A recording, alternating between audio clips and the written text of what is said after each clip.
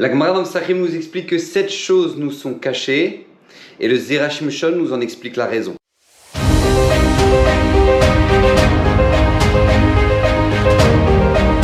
Alors pour cette nouvelle vidéo de cette semaine Zera Shimshon, j'aimerais avant tout la dédier pour une personne qui m'est chère, un voisin qui vient de nous quitter, Rav Shmuel Eliaou Bendriem, Kadosh Borou, élève Saneshama Beganed Elion.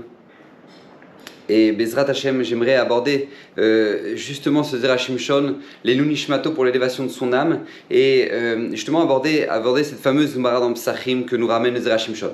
Le Zera Shimshon nous dit que 7 choses nous sont cachées, je vais vous les dire les unes après les autres, et Bezrat Hashem dans cette vidéo qui est assez courte ne permettra pas d'analyser toutes ces 7 choses-là, mais la première Bezrat Hashem.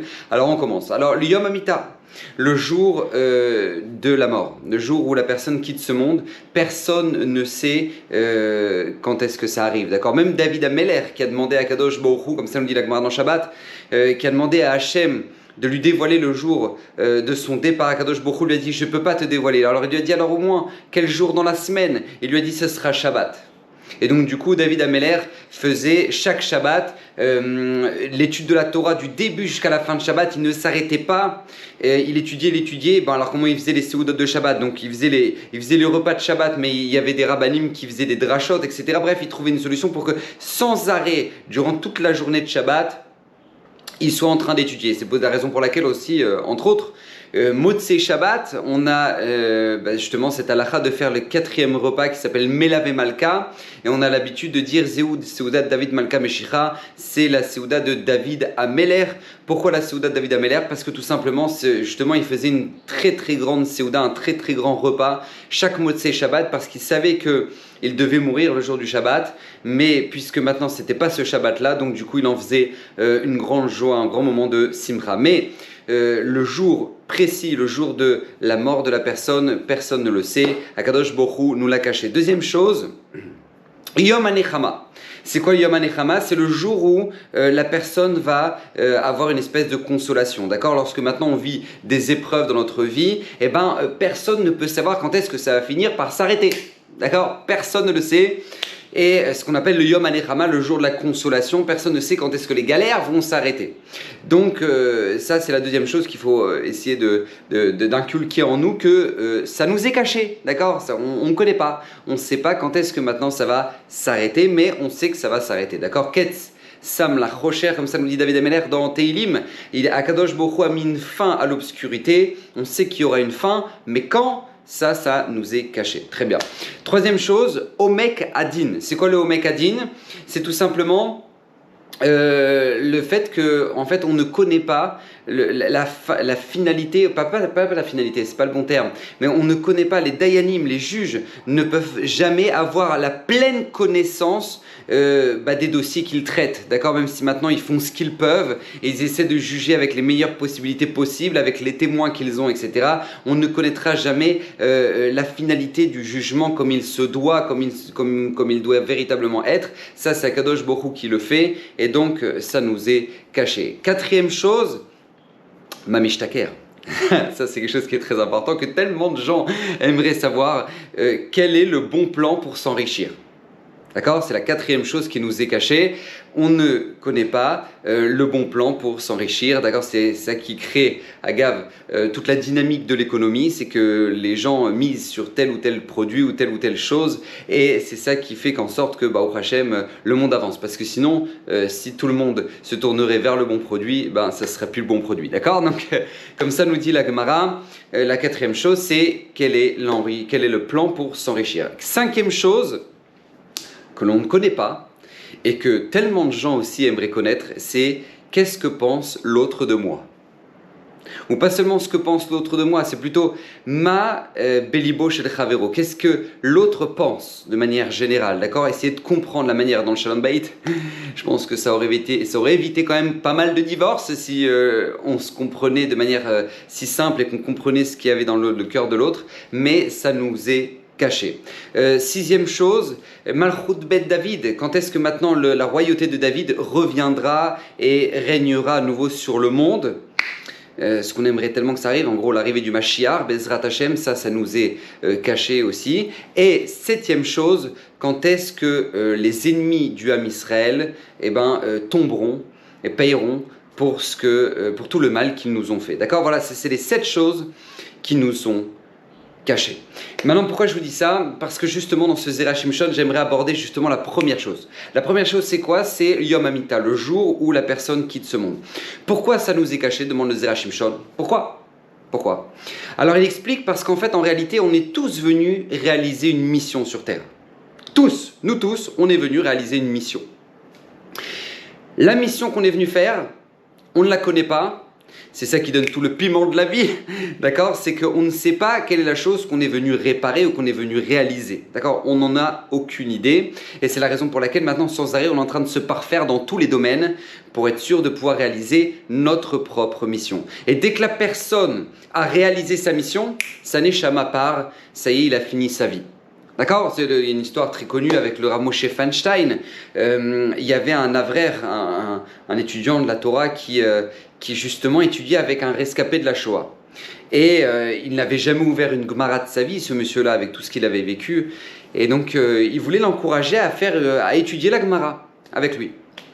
Et donc, ils font la première page et ça prend des mois. C'est-à-dire, pour faire la première page de Gemara, l'avraire revient sur ce qu'il a dit, revient sur ce qu'il a enseigné, etc., etc. Et ce monsieur, petit à petit, il arrive à capter le raisonnement.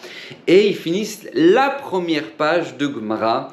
Et à ce moment-là, il va voir Rav Moshe Feinstein et il lui demande, qui était le grand de la génération, d'accord, le Gadolador aux États-Unis, à l'après-guerre, et il va lui demander, est-ce que c'est possible de faire un sioum, d'accord, de faire une fête de fin de première page. Voilà, d'habitude on fait quand on a fini un traité entier de Gemara, mais quand maintenant, étant donné que lui c'est tellement dur et que ça lui a pris tellement de temps à ce vieux monsieur se déporter, se rescaper, de faire sa première page, alors il voudrait quand même fêter ça pour l'encourager à faire la deuxième, d'accord? Donc il demande à Rav Moshe Feinstein, est-ce qu'on peut fêter l'insium pour la première page de Gemara de ce monsieur? Et Rav Moshe Feinstein lui dit bien évidemment. Et non seulement il faut le faire, mais je veux être présent. Et le soir même, Baruch Hashem, ils font un sioum du daf, du première page de Gemara avec Rav Moshe Feinstein, etc. Le lendemain, le rescapé en question quitte ce monde. Il quitte ce monde. Et là, l'avraire vient en 4e vitesse chez le Rav Moshe Feinstein, lui annonce la nouvelle qu'ils ont fait le sioum hier et qu'aujourd'hui il a quitté ce monde. Et là, Rav Moshe Feinstein lui dit, bah tu vois, ce monsieur-là, avec toutes les épreuves qu'il a eues dans sa vie, la Shoah, l'immigration aux États-Unis, etc. Ce qu'Hachem attendait de lui, c'était qu'il fasse une page de Gemara. C'était ça qu'Hachem attendait de lui. Il a fini sa mission, il a rendu son âme à Kadosh Baruch Hu. On ne sait pas ce qu'on est venu réparer, mais puisqu'on ne sait pas, c'est pour ça que ça dépend de nous le jour de notre départ. Parce qu'étant donné que le jour où on aura réalisé ce qu'on doit faire, notre Neshama pourra rejoindre sa place dans le Gan Eden. Et donc c'est pour ça qu'il n'y a pas de jour fixe. Alors demande le Zera Shimshon, alors si c'est comme ça qu'Hachem nous dévoile, qu'Hachem il a qu'à nous dévoiler tout simplement ce qu'on doit faire. Comme ça nous économiserait quand même du temps, d'accord? Au lieu de se galérer pendant 80, 90 ans, 120 ans, voilà, on sait ce qu'on est venu faire, on le fait, et puis voilà, on repart. Et là nous dit le Zera Shimshon quelque chose d'extraordinaire. Il nous dit parce qu'en fait, nous sommes des agents doubles. Nous ne sommes pas juste venus faire une mission, nous sommes venus faire une double mission. Non seulement on a un rôle personnel à jouer, une mission personnelle à réaliser, mais on a une deuxième mission à faire, écoutez bien. C'est tout simplement réaliser une mission envers tout le peuple d'Israël. Parce que la Neshama, tout le peuple d'Israël est une seule et même entité. D'accord? Goy Echad Ba'aretz, on est un seul peuple. Et donc notre mission personnelle, elle doit aussi être réalisée dans un deuxième temps, à l'échelle de tout le clan Israël.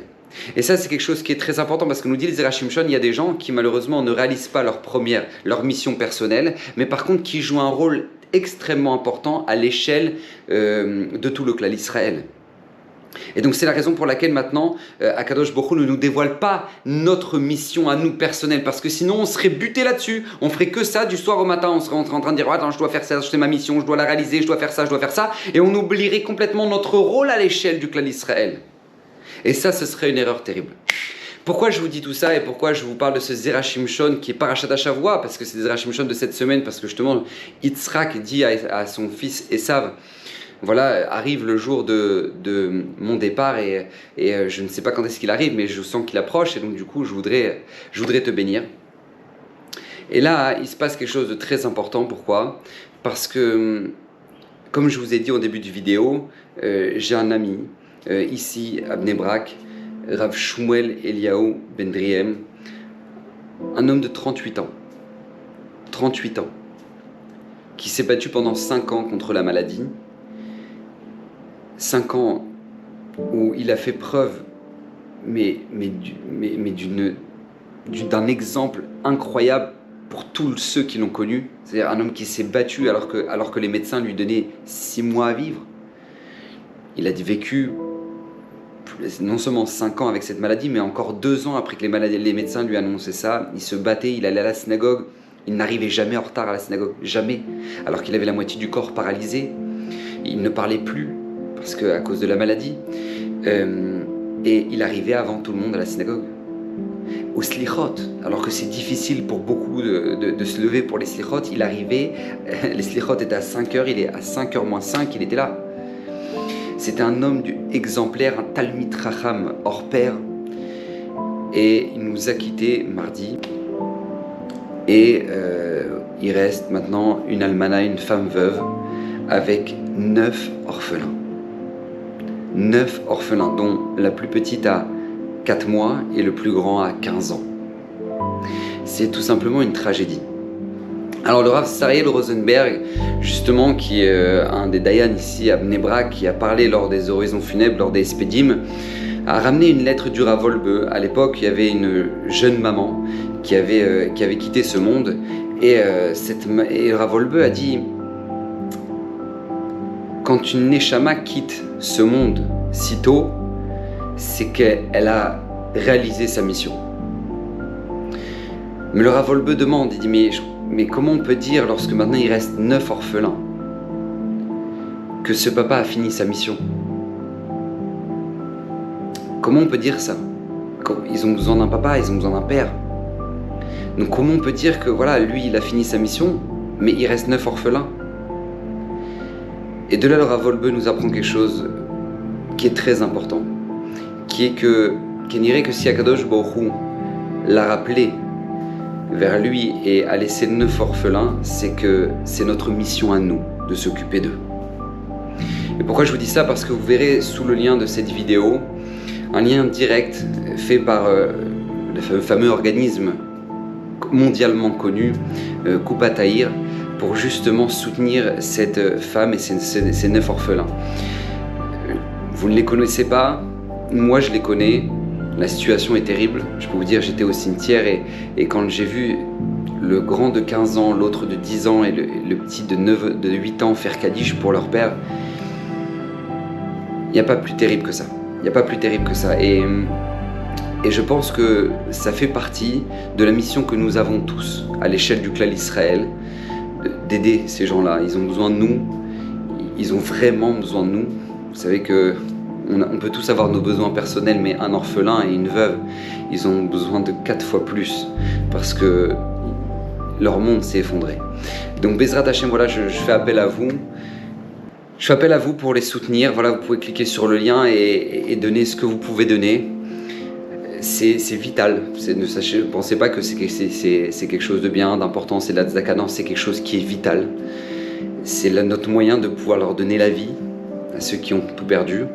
Et que Bezrat Hashem, le srout du Zera Shimshon, vous protège et déverse sur vous la bracha, la tzlacha, le shefa ad blida, et comme il l'a promis à tout celui qui l'étudiera régulièrement. Et Akadosh Baruch Hu lui-même a dit: si vous réjouissez ce qui m'appartient, alors je réjouirai ce qui vous appartient. On a des enfants, Akadosh Baruch Hu lui aussi a des enfants, ce sont les orphelins. Si on réjouit ces enfants qui sont les orphelins, alors Akadosh Baruch Hu mida keneged mida réjouira nos enfants. Bezrat Hashem, qu'Hashem vous bénisse, qu'Hashem vous protège, qu'on n'entende plus de Hasonot dans le clan Israël, Bezrat Hashem, et que Bezrat Hashem, le Mashiach Tzidkenu, puisse venir Bekarov, Amen, Keni Ratzon.